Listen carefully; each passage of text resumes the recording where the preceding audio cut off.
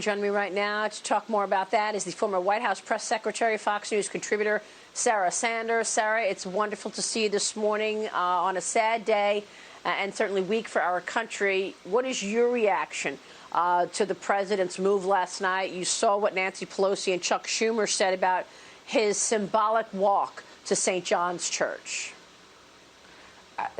Look, the people who desecrated St. John's Church, that is an act of true cowardice. The president standing up in front of the country, holding a Bible, standing before a church, that's a sign of courageous leadership, and that's the type of leadership that we need.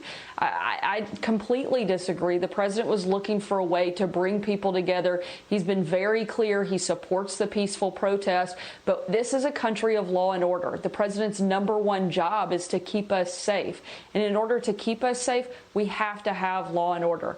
There has to be justice for George Floyd. What happened to him was completely unacceptable, and I don't think you'll find anybody that disagrees with that.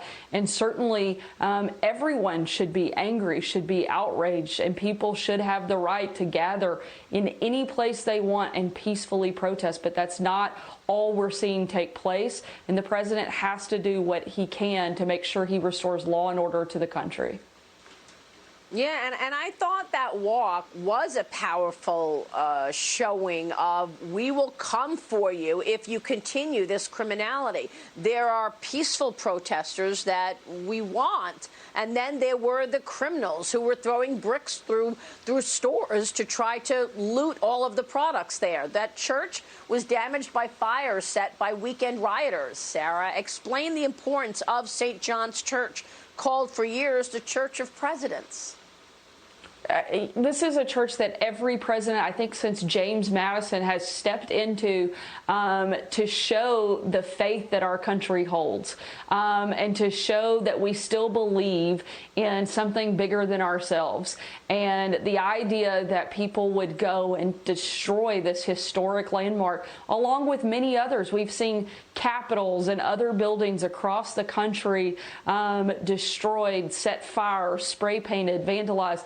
That is not helpful at all to this process. People that are peacefully standing up and saying that we want to see something different, I think that is a great sign of people fighting for justice for something that should never have happened. And those people should be allowed. I think there have been some beautiful moments, too, that have been lost in all of the chaos. The people who have formed human chains to protect police officers, people who have come together that might not normally be allies, hugging in the streets across America. Those are moments that I'd like to see us playing time and time again on the news. But instead, we're watching people destroy American cities, and doing so in the name of George Floyd. His own family has called for those people to stop, and I hope that they will, and the president is right to try to find a way to restore that law and order. Here's Gianna Caldwell. Hi, Sarah. It's your colleague over at FNC. Question for you. President Trump has shown through legislation like the First Step Act, opportunity zones funded for historically black colleges, that he can provide positively impactful policy for African Americans. Are you aware of any internal conversations going on at the White House on police accountability? Is he talking to any police groups, maybe Senator Tim Scott, on his body cam legislation or anything like that? I know that there have been ongoing discussions, and that didn't just start over the last month. This has been something that I think has been discussed for a long time, but now I think the whole country is focused in on it. Look, this is a president who loves all Americans. I think you can see that through the policies that he has put forth, many of which you've just named, where he has tried to bring unification to the country and tried to help minority communities in a way, frankly, that we haven't seen for a long time. And I think he would love to sit down and figure out, whether it's with Tim Scott and other leaders and police officers, to figure out how we best move forward. I think that would be a great move, and I'd love to see the White House do that. This is a president who wants to make sure we're protecting everyone and that we're building this country up, not tearing it down. I think he would welcome any way in order to do that and to move forward. We need compassion and kindness and forgiveness right now. And yet the politics keep getting involved. Look at Twitter taking action against conservative tweets again.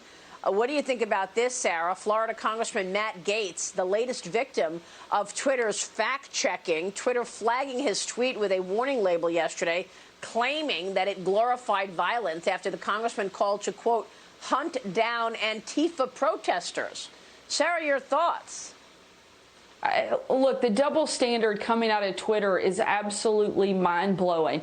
They allow Iranian leaders to go on Twitter and talk about the annihilation of Israel and the destruction of the entire Jewish people, yet they are censoring Republicans on so many fronts.